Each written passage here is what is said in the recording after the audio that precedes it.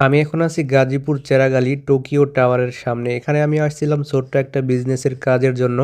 এক ভাইয়ের সাথে কিছুক্ষণ কনভারসেশন করলাম, দেন এখন ব্যাক করতেছি। তো যাওয়ার সময় ভাবলাম এখান থেকে দুইটা ড্রপস হোল্ডার টি শার্ট নিয়ে যাই। চেরাগালিতে দেখলাম প্রত্যেকটা দোকানে সুন্দর সুন্দর collection, pant shirt T shirt যেটাই বলেন সবকিছু এখানে রিজনেবল প্রাইসে পাওয়া যায়। আমি ড্রপস হোল্ডার টি শার্ট পরতে লাইক করি। গাইস, আপনারা যারা আমার ভিডিও দেখেন তারা অবশ্য দেখে থাকবেন যে আমার প্রত্যেকটা ভিডিওতে ড্রপ শোল্ডার টি শার্ট পরা থাকে। এখানে দেখতে পাচ্ছেন হিউজ পরিমাণ ড্রপ শোল্ডার টি শার্টের কালেকশন সুন্দর করে ঝুলানো আছে।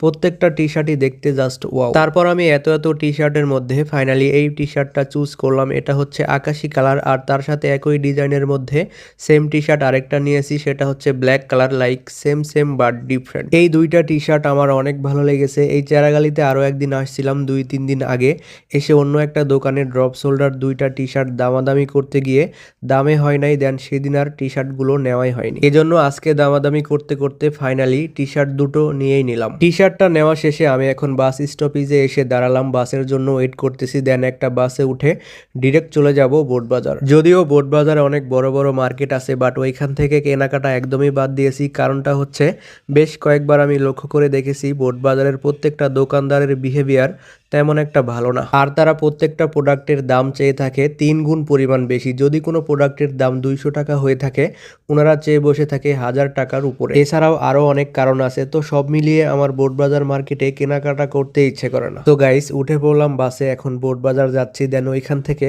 অটোতে করে ডিরেক্ট চলে যাব বাসায়।